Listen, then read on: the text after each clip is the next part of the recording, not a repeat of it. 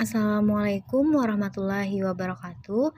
Perkenalkan kami dari kelompok 5 yang beranggotakan Irma Liza dengan NIM 2014120340, Rahmanisa Munawaroh dengan NIM 2014120237, dan Hikmatul Jannah dengan NIM 2014120344. Di sini kami akan menjelaskan materi kami tentang kaidah asas kelima yang berhubungan dengan al-adatu muhakkamatun, mata kuliah Kawaidul Fiqhiyah, dosen pengampu Bapak Zulkifli SEI MSy. Yang pertama, pengertian kaidah asas kelima yang berhubungan dengan al-adatu muhakkamatun. Kata kaidah memiliki arti suatu ketentuan umum atau universal yang dapat diaplikasikan kepada seluruh bagian-bagiannya dan ketentuan dari bagian-bagian tersebut yang dapat diketahui dengan memahami ketentuan umum itu. Salah satu kaidah fikih adalah kaidah al-adatu muhakkamah atau adat adalah hukum. Secara bahasa, al-adah diambil dari kata al-aud atau al-muawwadah yang artinya berulang. Oleh karena itu, secara bahasa, al-adah berarti perbuatan atau ucapan serta lainnya yang dilakukan berulang-ulang sehingga mudah untuk dilakukan karena sudah menjadi kebiasaan. Ringkasnya, kata al-adah itu sendiri disebut demikian karena ia dilakukan secara berulang-ulang sehingga menjadi kebiasaan masyarakat. Selain itu, Ibnu Nuzaim mendefinisikan al-adah dengan yang artinya sesuatu ungkapan dari apa yang terpendam dalam diri, perkara yang berulang-ulang yang biasa diterima oleh tabiat atau perangai yang sehat. Sedangkan muhakamatun secara bahasa adalah isim ma'ful dari tahkimun yang berarti menghukumi dan memutuskan perkara manusia.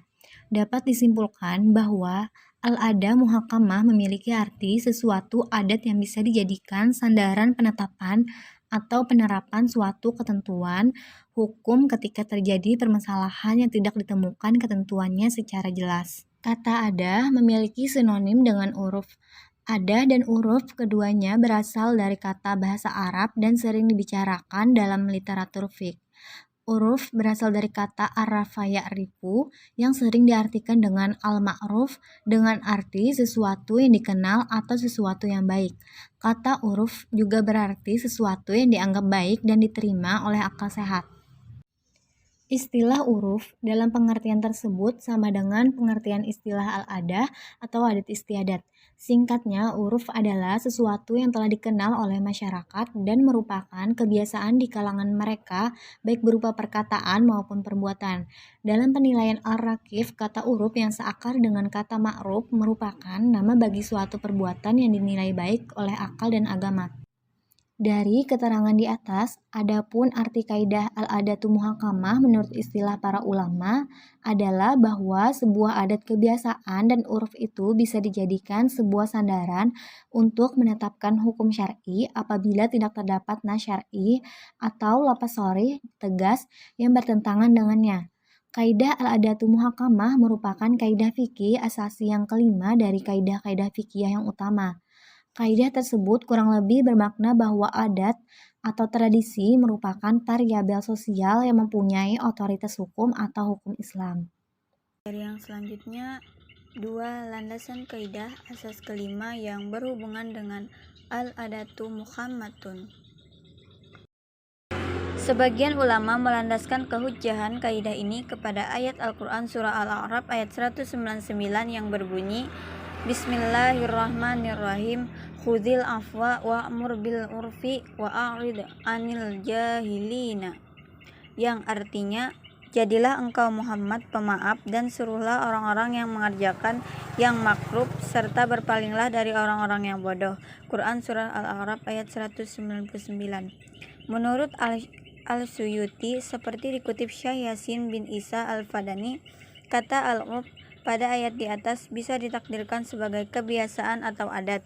Ditegaskan juga adat yang dimaksud di sini adalah adat yang tidak bertentangan dengan syariat. Selain itu, surah An-Nisa ayat 115 yang berbunyi Bismillahirrahmanirrahim. Wa man yushaqiqir rasula min ba'di ma tabayyana lahul huda wa yattabi' ghaira sabilil mu'minina nuwallih ma tawalla wa nuslihi jahannam wa sa'at masira, yang artinya dan barang siapa yang menentang Rasul sesudah jelas kebenaran baginya dan mengikuti jalan yang bukan jalan orang-orang mukmin, kami biarkan ia leluasa terhadap kesesatan yang telah dikuasainya itu, dan kami masukkan ia ke dalam jahanam, dan jahanam itu seburuk-buruk tempat kembali. Quran Surah An-Nisa ayat 115.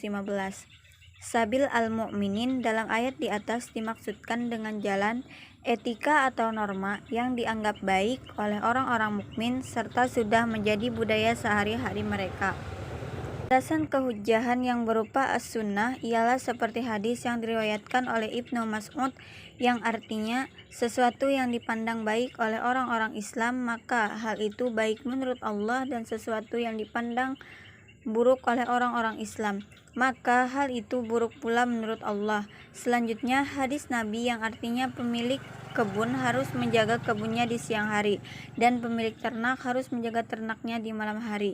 Penunjukan hadis di atas adalah jika ternak yang merusak tanaman pada waktu malam, maka pemilik ternak wajib membayar ganti rugi, karena kebiasaan Arab ketika itu adalah semua ternak dimasukkan ke dalam kandangnya pada malam hari. Akan tetapi apabila ternak tersebut merusak tanaman pada siang hari, maka pemilik ternak tidak mempunyai kewajiban membayar ganti rugi. Selanjutnya adalah analisis kaidah asas kelima yang berhubungan dengan al-adatu muhakkamatun. Kaidah fikih asasiyah kelima ini tentang adat atau kebiasaan. Dalam bahasa Arab terdapat dua istilah yang berkenaan dengan kebiasaan, yaitu al-adat dan al-urf. Sebagian ulama ada yang membedakan antara adat dengan urf. Adat adalah suatu perbuatan atau perkataan yang terus-menerus dilakukan oleh manusia lantaran dapat diterima akal dan secara kontinu manusia mau mengulanginya. Sedangkan urf ialah sesuatu perbuatan atau perkataan di mana jiwa merasakan suatu ketenangan dalam mengerjakannya karena sudah sejalan dengan logika dan dapat diterima oleh watak kemanusiaannya. Makna adat dalam kaidah fikih ini meliputi urf dalam bentuk perkataan dan perbuatan yang bersifat umum maupun khusus. Kaidah ini mengisyaratkan adat dapat dijadikan sebagai dasar dalam menetapkan hukum Islam ketika nas tidak ada. Adat atau urf ini berbentuk umum dapat berlaku dari masa sahabat hingga masa kini yang diterima oleh para mujtahid dan mereka beramal dengannya. Sementara urf khusus hanya berlaku pada lingkungan masyarakat tertentu yang terkait dengan urf itu. Macam-macam adat. Adat ini dibagi menjadi dua bagian, yaitu pertama, adat yang sahih, yaitu adat yang tidak bertentangan dengan hukum syariat. Adat yang seperti ini harus dipelihara, terutama dalam menetapkan terhadap suatu hukum atau ketika mempertimbangkan suatu keputusan dalam pengadilan. Karena adat yang sudah berlaku di tengah-tengah masyarakat merupakan tuntutan yang sesuai dengan kemaslahatan mereka, misalnya mengadakan pertunangan sebelum melangsungkan pernikahan. Adat fasid, yaitu adat yang berlaku dalam suatu sosial masyarakat yang senantiasa bertentangan dengan ajaran syariat. Misalnya, kebiasaan mengadakan sesajen untuk sebuah patung atau suatu tempat yang dipandang mulia karena bertentangan dengan akidah tauhid. Adat sahih dijadikan sebagai dasar hujjah selama tidak bertentangan dengan syariat.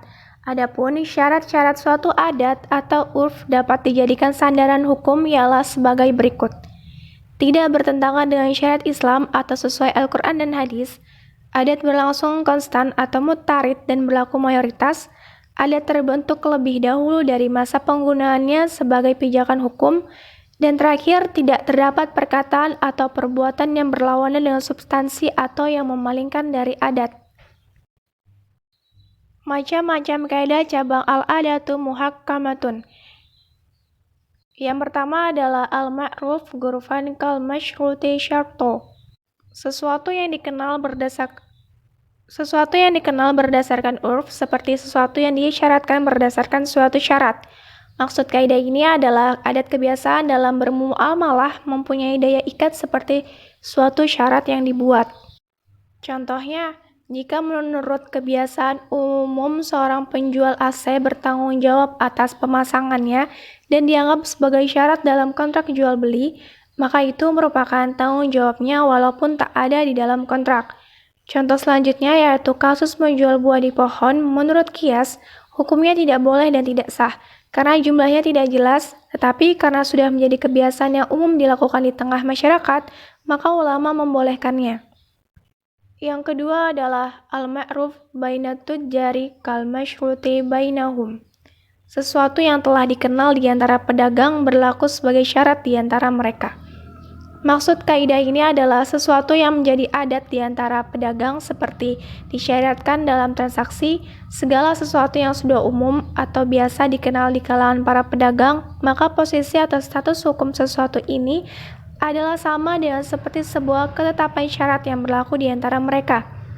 Walau sesuatu itu tidak disebutkan dengan jelas dalam sebuah akad atau ucapan.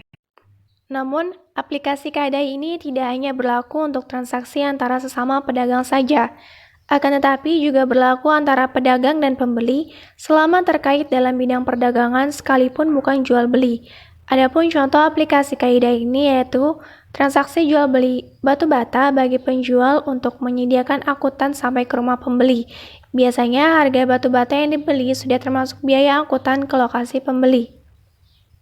Sedangkan contoh aplikasi kaidah ini di antara sesama pedagang adalah misalnya seorang pedagang kehabisan satu jenis barang dagangannya, padahal saat itu ada pembeli yang membutuhkan. Maka biasanya pedagang itu akan mengambil atau membeli barang tersebut dari temannya sesama pedagang. Lalu apakah pedagang itu membeli dari temannya dengan harga pokok saja atau dengan harga laba yang dibagi dua antara dia dan temannya? Maka hal ini harus dikembalikan kepada kebiasaan yang terdapat di antara mereka. Sehingga jika memang adatnya hanya dengan harga pokok, maka dia boleh membayar harga pokoknya saja, walaupun saat ini membeli tidak menyebutkan berapa harga barang tersebut. Yang ketiga, isti'malun nasi hujjatu yajibul amalu biha. Apa yang biasa diperbuat orang banyak adalah hujjah yang wajib diamalkan. Maksud kaidah ini adalah apa yang sudah menjadi adat kebiasaan di masyarakat menjadi pegangan dalam arti setiap anggota masyarakat mentaatinya. Contohnya, menjahitkan pakaian kepada tukang jahit sudah menjadi adat kebiasaan bahwa yang menyediakan benang, jarum, dan menjahitnya adalah tukang jahit. Yang selanjutnya, innama tu'tabarul adat idza taradat au golabat. Adat yang dianggap sebagai pertimbangan hukum itu hanyalah adat yang terus-menerus berlaku atau berlaku umum. Maksudnya, tidak dianggap adat kebiasaan yang bisa dijadikan pertimbangan hukum apabila adat kebiasaan itu hanya sekali-sekali terjadi dan atau tidak berlaku umum. Kaidah ini sesungguhnya merupakan dua syarat untuk bisa disebut adat, yaitu terus-menerus dilakukan dan bersifat umum keberlakuannya. Contoh, seorang yang berlangganan koran selalu diantar ke rumahnya. Ketika koran tersebut tidak diantar ke rumahnya, maka orang tersebut dapat menuntut kepada pihak pengusaha koran tersebut. Selanjutnya adalah at-ta'binu bil 'urf ka-ta'bini bin naus. Ketentuan berdasarkan urf seperti ketentuan berdasarkan naus. Maksudnya adalah sesuatu ketentuan berdasarkan urf yang memenuhi syarat adalah mengikat dan sama kedudukannya seperti penetapan hukum berdasarkan nas. Contohnya, apabila seseorang menyewa rumah atau toko tanpa menjelaskan siapa yang menempatinya, maka si penyewa bisa memanfaatkan rumah tersebut tanpa mengubah bentuk atau kamar-kamar rumah kecuali dengan izin orang yang menyewakan. Selanjutnya, al-mumtana'u adata kal-mumtana'i haqiqah. Sesuatu yang tidak berlaku berdasarkan adat kebiasaan seperti yang tidak berlaku dalam kenyataan. Maksudnya adalah apabila tidak mungkin terjadi berdasarkan adat kebiasaan secara rasional, maka tidak mungkin terjadi di dalam kenyataannya. Contohnya, seseorang mengaku bahwa harta yang ada pada orang lain itu miliknya, tetapi dia tidak bisa menjelaskan dari mana asal harta tersebut. Sama halnya seperti seseorang mengaku anak si A, tetapi ternyata umur dia lebih tua dari si A yang diakui sebagai bapaknya. Yang terakhir adalah al-haqiqatu tutraku bidalalatil adah. arti hakiki atau yang sebenarnya ditinggalkan karena ada petunjuk arti menurut adat. Maksudnya adalah arti yang sesungguhnya ditinggalkan apabila ada arti lain yang ditunjuk oleh adat kebiasaan. Contohnya, yang disebut jual beli adalah penyerahan uang dan penerimaan barang oleh si pembeli, serta sekaligus penyerahan barang dan penerimaan uang oleh si penjual. Akan tetapi, apabila si pembeli sudah menyerahkan tanda jadi atau uang muka, maka berdasarkan adat kebiasaan akad jual beli itu telah terjadi. Maka si penjual tidak bisa lagi membatalkan jual belinya meskipun harga barang naik. Selanjutnya adalah penerapan kaidah asas kelima yang berhubungan dengan al-adatu muhakmatun dalam ibadah dan muamalah.